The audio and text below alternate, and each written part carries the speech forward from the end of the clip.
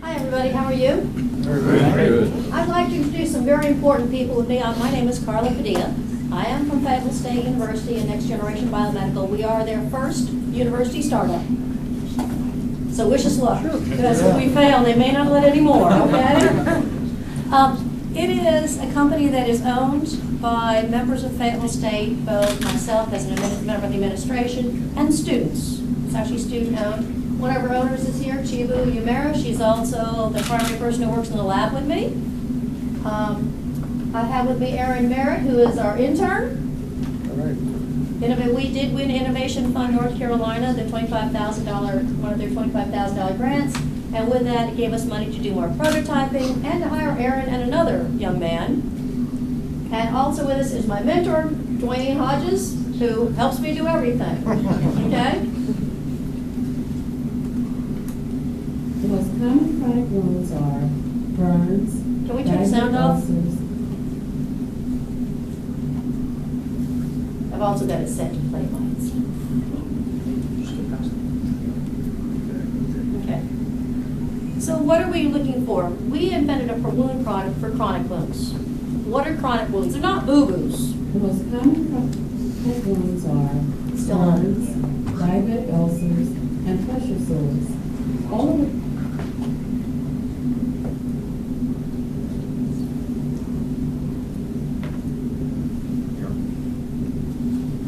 All right, let's try that again. This is a wound recovery device for chronic wounds. Those things that take 3 or more weeks to recover. They're typically dry, they're deep, they hurt a lot, they're intensely painful. Things like, it's progressing by itself, like third-degree burns, diabetic ulcers, pressure sores, those things that are big holes that they're not exuding any fluids and they take forever to heal. They're very expensive, they're very painful. A lot of medical care, a lot of bandage changes, a lot of everything you can think of. A lot of infection. Chronic wound care is really, really expensive per person. The average cost for a chronic wound, if nothing goes wrong with no complications, $3,000. That's just for the stuff. That's not for the medical care. If there are complications, infection, further damage to the wound, like you put a dressing on it, and you know how you take the dressing off, it rips off the wound site, those jump to $70,000 per person. Okay, this touch screen is not liking me.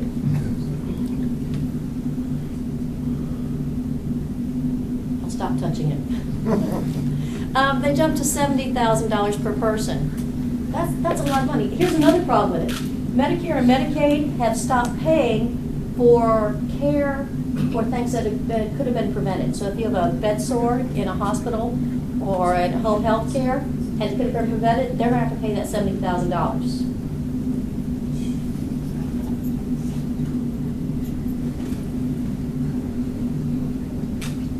Advanced wound care in the U.S. alone is a $2.4 billion industry. That's for those chronic deep wounds. Globally, $7 billion. There's a lot of money in this. There's also a lot of time and care. It's not just the cost of the bandages or dressings. It's the cost of all the medications, the antibiotics, the analgesics, the painkillers, the morphines, the sedatives, the caffeine, the saline that needs to go into the wounds. The healthcare facilities, physicians' care, nursing costs, they all add up. $25 billion in this industry.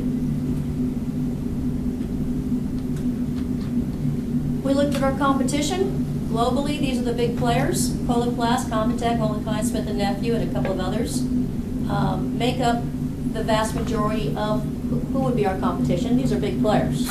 We're a little tiny startup. But we have some advantages. I come from a medical background. I used to be a medical researcher. My son, when he was 18 months old, suffered from third-degree burns on his face and shoulders. They thought he was going to be blind and deaf. He was in the Duke burn unit for a month. He had to be debrided daily. And all I could think was there had to be a better method. than that, than putting these dry dressings on and slathering with Neosporin and giving him morphine when they debrided him. There had to be a better way of treating these wounds. This thing's got to stop advancing. So we looked around and we found what a bunch of physicians said would be an ideal dressing. An ideal dressing material should not only accelerate wound healing, but also reduce loss of proteins, electrolytes, and fluid in the wound, and help to minimize pain and infection. That's a lot of things to do with one thing. Because normally we put a dressing on it, we put some antibiotics on it, we shoot you up with some antibiotics, we put some saline in your arm, we put some morphine in your body, which affects your brain and everything else, and kidneys and lungs, right? And we go from there. Why don't we just put it all in one? Why don't we find some way to deliver this right to the wound?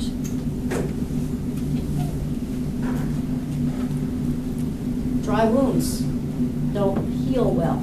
They heal from the bottom up. They have to granulate because they're dry. So there's a lack of moisture. There's poor blood flow, which doesn't give it the growth factor environment needs, so it doesn't have the right pH like blood, doesn't have the right salt concentration like blood, doesn't have the other chemicals of blood. It just doesn't want to heal. You take the dressing off the wound, that plasma stuff that oozes out, dries, and what happened? You guys have all done is rip the scab off of boo-boo. Well, imagine a big diabetic ulcer. And of course, all of that pain and infection. Wounds, especially burns, suffer from a lot of infection. So, how do we supply moisture, provide electrolytes and pH balance, make it long lasting, make sure it can stay on the wound site for 3 or 4 days. Instead of changing that bandage 3 times a day, what if we change it once every 3 days? That should promote healing. That should also reduce loss, and especially make so the bandage doesn't stick. And what if we can include whatever antibiotic and analgesic painkiller they want? What if we can find something that'll do this? Well, we did.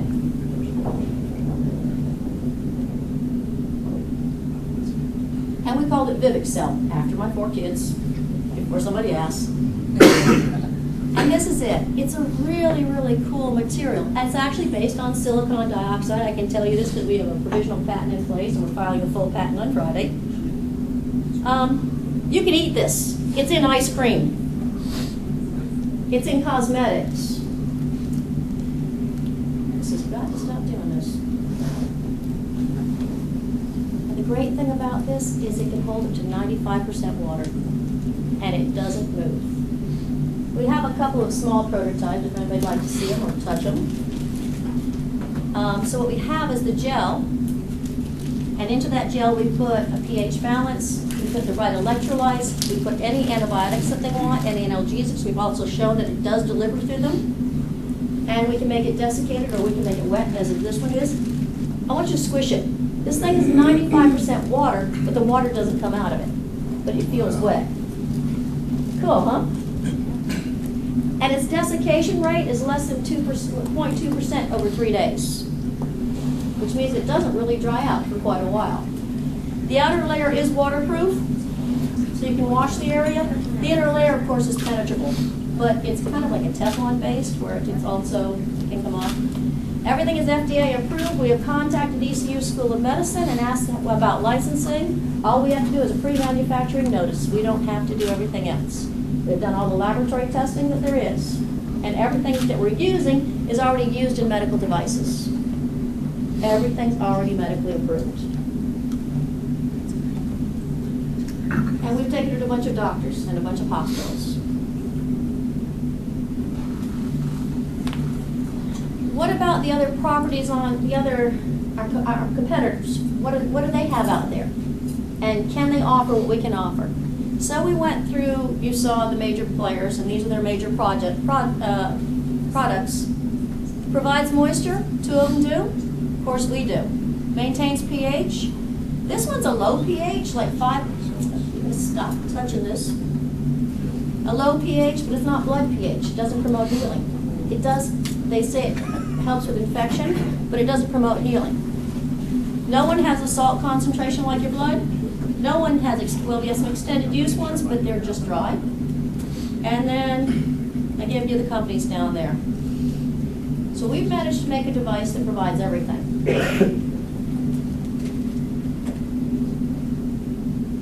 What about our funding? We did win the $25,000 from IFNC. Thank you. For prototyping, and that's helped a long way. We do prototype in the labs at FSU. We have an MOU with them, a memorandum of understanding. We use their equipment, we use their labs. IFNC has provided the money to buy the supplies, because originally, the first prototype was only like $3,000 to do initially. It's very cheap and energy efficient. We're doing marketing and are ready to direct and group purchasing. We plan to outsource production. We're not a production company, we're research and development. We're not production. There are at least six production companies in North Carolina alone that can do this medical type of outsourcing. We do have multiple products. Remember I told you that we have the one where we can put any antibiotic you want into it. It does deliver directly through. We've proven that. We can put any analgesic in it, or we can put a combination. We can give it in any salt concentration. We can put it in any pH, because sometimes you may want a lower pH. And we have a desiccated form for the battlefield. It's lightweight. It has everything in it. You take it in the battlefield, because if you're adding 95% water, it's heavy. You boil some water, you throw it on there, you put it on the wounds. We also have found that you can use the desiccated form. If you have a deep weeping wound, like some of the battlefield wounds, you put the desiccated form on it, it wicks the fluid out. That works as the fluid in the bandage, and then that holds against the body, which is what the body wants. And of course, we have the provisional patent, and the full patent is with our lawyer, will be filed on Friday. So what are our benefits? Those are our benefits of the product. They asked me to speak to you about some of the problems we've arisen. Well, we are FSU's first startup, so some of those agreements were a little bit difficult. It is a biomedical company, and some of the suppliers, I do have everything delivered to my house, and then I take it to Fayetteville State University, have not wanted to do that, so we've had to set up a system where we can have it delivered to Fayetteville State and then come to the appropriate labs. Other than that, we haven't had a lot of problems. We, of course, got our Duns and Bradstreet and all of those numbers. We're registering with SAMS right now. That's a fun registration, by the way. We're looking at doing an SBIR, and we have talked to Carmen Lopez, who is the head of Army Medical Command, and she's interested in the product. Any questions? Any questions? What are you looking for, if anything? We're looking for, depends on what people want to do. We've had some people offer to do some licensing. We have one medical doctor who just wants to pay for us to get through the approvals, and then we'll do a percentage share.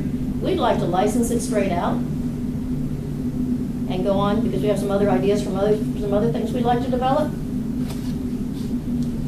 So if I'm understanding you correctly, what you're saying is that you want to find a medical company that's going to basically take your idea, pay you some sort of royalty or percentage over time, and you go on to do something else? Is that? Or buy it straight out. Or Yeah. buy it straight out. Right. Or if they would, we've also looked at the option of outsourcing the production and doing it that way. And so from a funding point of view, you don't need capital. We do need capital. Everybody needs capital. Okay, well, that was my first question. You didn't say, I need capital, and how much do I need? That was the thing is dependent upon the deal on hand.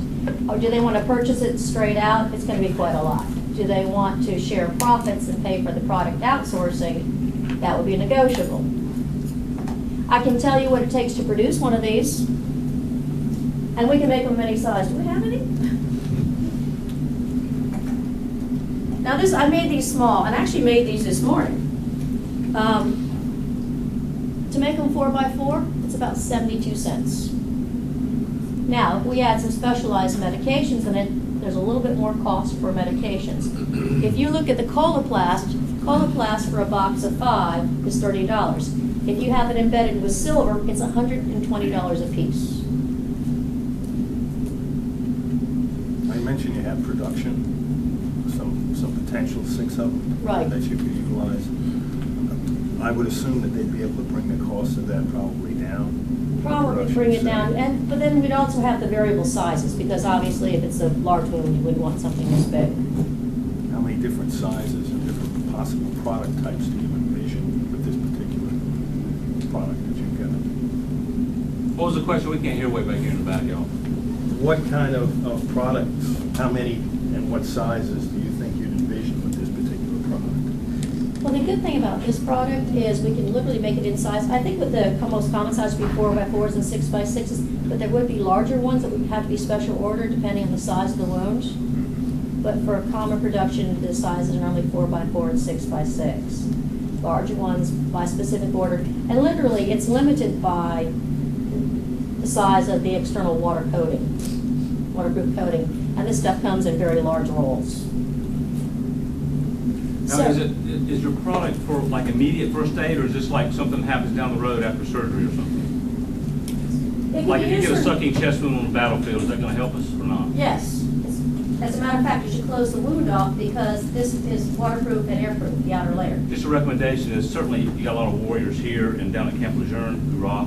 So there's actually a field medical training battalion that trains all the corpsmen at Camp Lejeune. And you also have, I don't know where the Army does their medic training, but you know, they have live real world scenarios that they deal with in their training. It'd be great to introduce them to that and see if they want to use it or not. Right, and if you get a contract there, I mean, you can go home and, you know, go to the beach. Buy a nice beach house. Yes, sir. We have actually talked to Carmen Lopez, who is in charge of Army Medical Command Research in San Antonio. We know the jarheads go there first, so give them a call. Okay. So, let you guys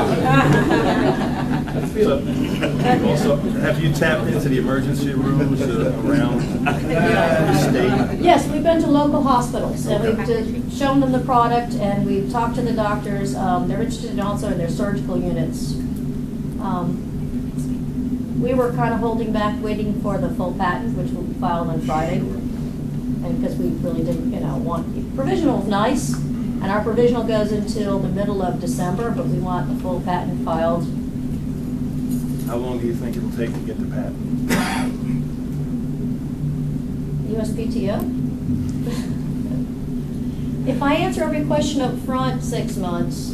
If I don't, 8 months to a year, because they come back with questions we already know how to answer. We do have experience with this part where you just make a table and show them how you are different.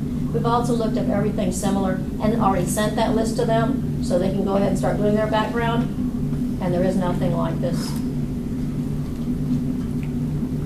What's the shelf life of your product? Well, it depends on the antibiotic that's in it. Okay, if we're putting antibiotics in it, it's the shelf life of the antibiotic or the analgesic.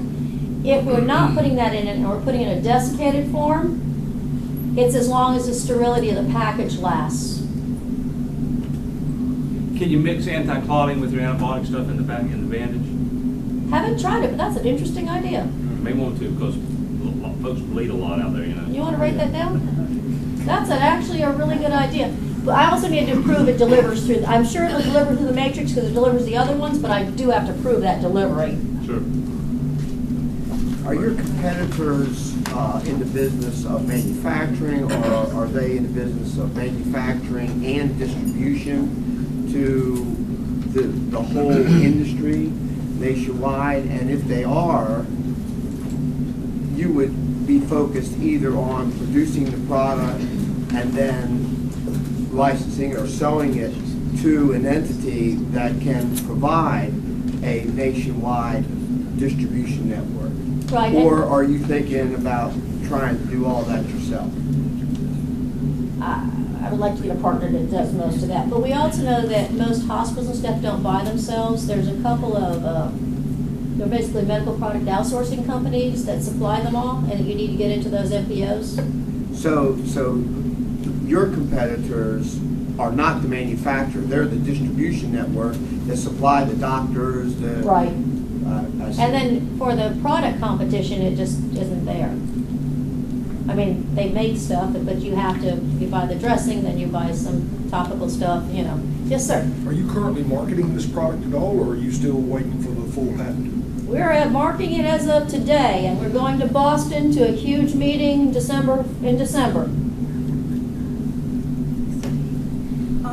Understanding that this product is needed in long-term care, Yes, ma'am? And knowing that because of the rate of the Cubans that are in long-term care, have you looked into marketing in long-term care facilities? Yes, we have. We have, and we've also looked at this as veterinary. How do you compete with the pharmaceutical companies that go to the long-term care facilities as well?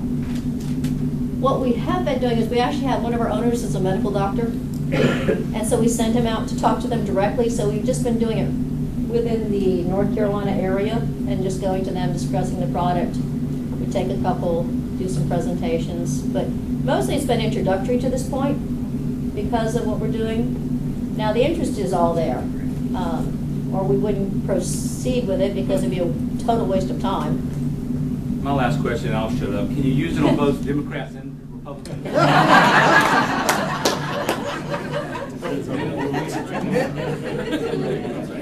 I think it will handle with Democrats, especially this morning. Sir? Would you need multiple production runs for the various combinations of pH and analgesics, or one production run and those things are done after production? We would do it in production if we, but then we would do it in production. And what I foresee is a standardized 7.2 pH and regular normal saline 0.9% added to the majority of them, with smaller production runs of the specialized ones, and then if someone needed it made special, we could do it to order. Or even, a lot of times we probably might do half saline. Sir? Have you ongoing human testing with this product? We're not required to do human testing. It's all used in humans. Carla, my last question. What can the community do for you? Advice and help me market it. Because this is not what I do. Obviously, I'm a little research nerd person. Okay? I have a question. Looks like your biggest advantage will be also cost. Right. And you're saying it takes 72 cents to manufacture. To make a bigger one. Right. What is the difference? What is your cost to manufacture versus your competitors or something? I don't know what their cost to manufacture is. I know what their cost per product in this. The cheapest product we can find from one of our competitors is $30 for a box of 5 4x4s. And for the Silvadyne ones, it's $110 for one 4x4. I think based on what you said, my approach, this is just a recommendation to me. I would definitely focus on cost, because the bottom line is what can I get for cost versus what my competitors, are giving the hospitals. Right, and then what's your profit margin? Because your profit margin is going to be higher on this one. Yeah. Carla? Yes. One last question before we get to the next presenter. My question is, how many employees do you have, and who actually owns the patent? The patent is owned by FSU, but we have an MOU with it because I developed it and I'm the inventor. So I'm actually a co-owner with FSU. It's kind of a weird thing the way they do this in universities. In our company, we actually have a five-member company, and we have 2 intern employees right now. Oh, that's the other thing we did find out during this process is how you file to change ownership with the state of North Carolina. And we had to file because one member decided they didn't want to continue. Thank you. All right.